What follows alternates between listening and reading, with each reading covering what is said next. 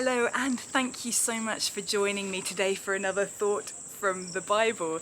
If you were here and saw last week's video, you'll know that we talked about this idea of renewing the mind, of being transformed by that renewing power so that we can understand God's pleasing and perfect will for us. You know, I find this idea of the mind absolutely fascinating. These minds of ours are capable of so much wonder and greatness. There's so much creativity and imagination there. They can come up with great masterpieces, works of art, new inventions, new ways of doing things.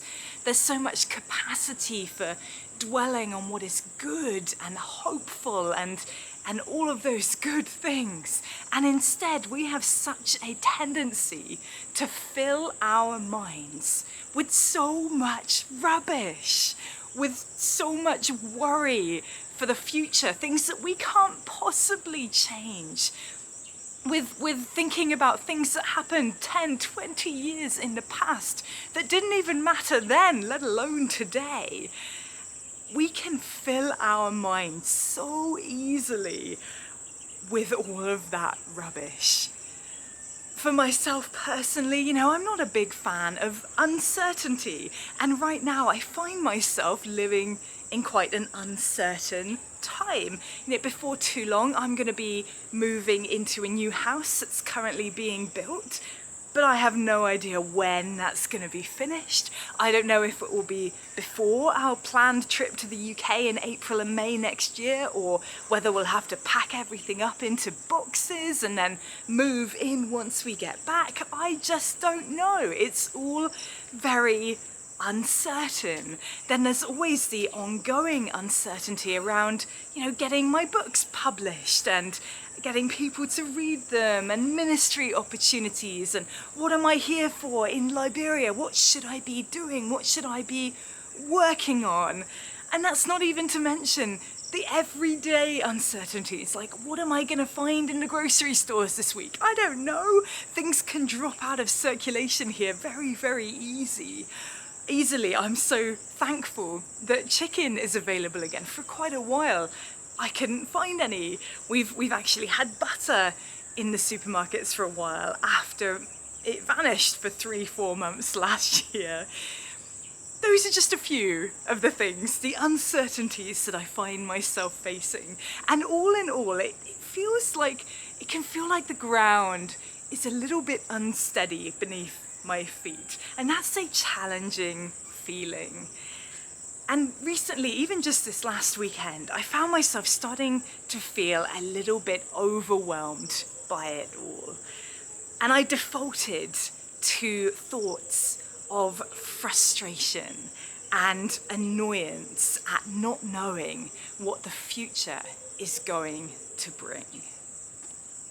It reminded me of a verse that we find in the book of Romans.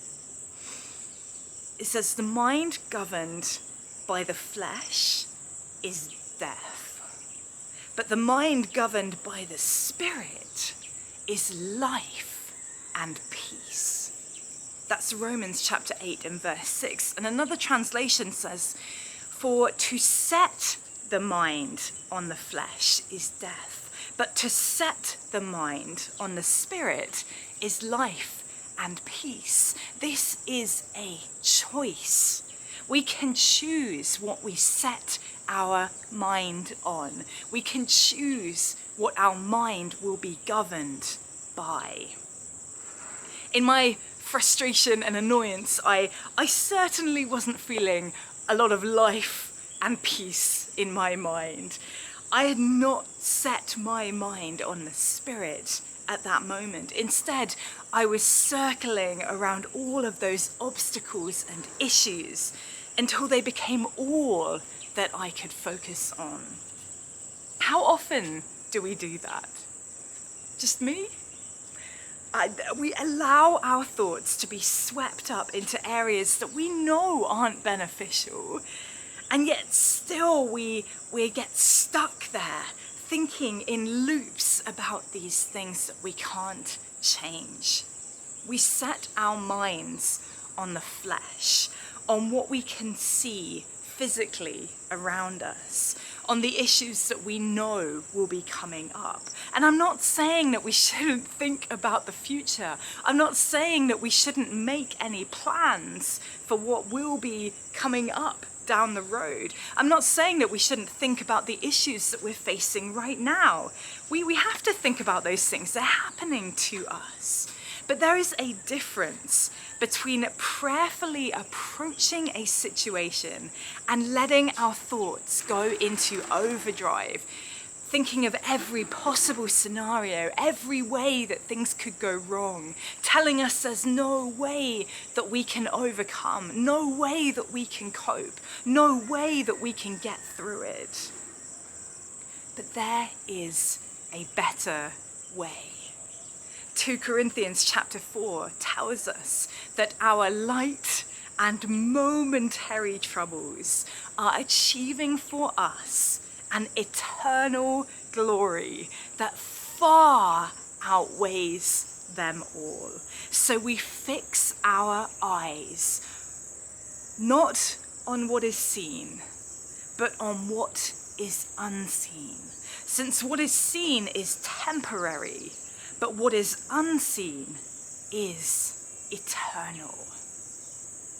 We fix our eyes. We set our eyes, just as we set our minds on what is unseen, on the eternal God who has promised to meet all of our needs according to his riches in glory.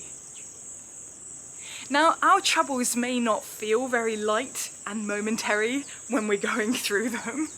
They may feel hard and horrible and uncomfortable and frustrating. But the story does not end with those issues. It gets better.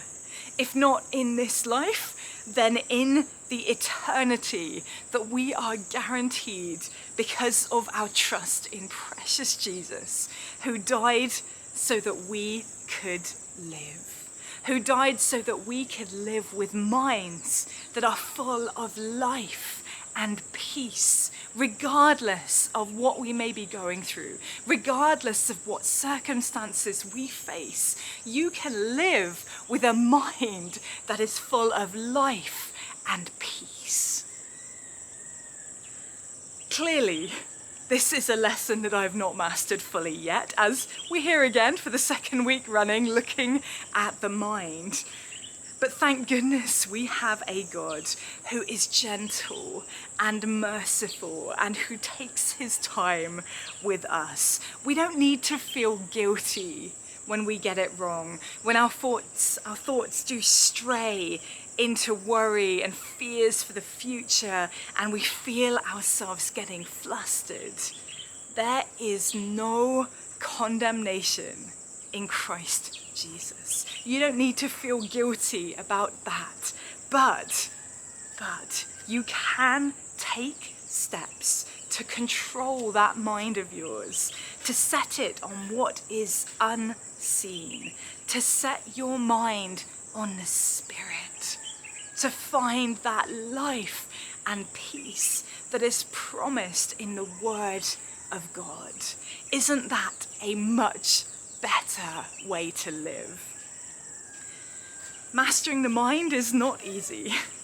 It's an ongoing process. It's an everyday thing that we need to do. But every time you choose to exercise this idea, to silence the doubts and the lies, and to trust in the Spirit, it will get easier. And more life and peace will infiltrate your everyday, normal life. Now, I don't know about you, but that sounds pretty good to me. So thank you so much for joining me today for that thought from the Bible. As always, I will be back on Wednesday next week with another video. Please do feel free to subscribe to this channel to be notified about that, or to like this video, which really does help other people to find these thoughts from the Bible. Thank you so much, and I will see you next week.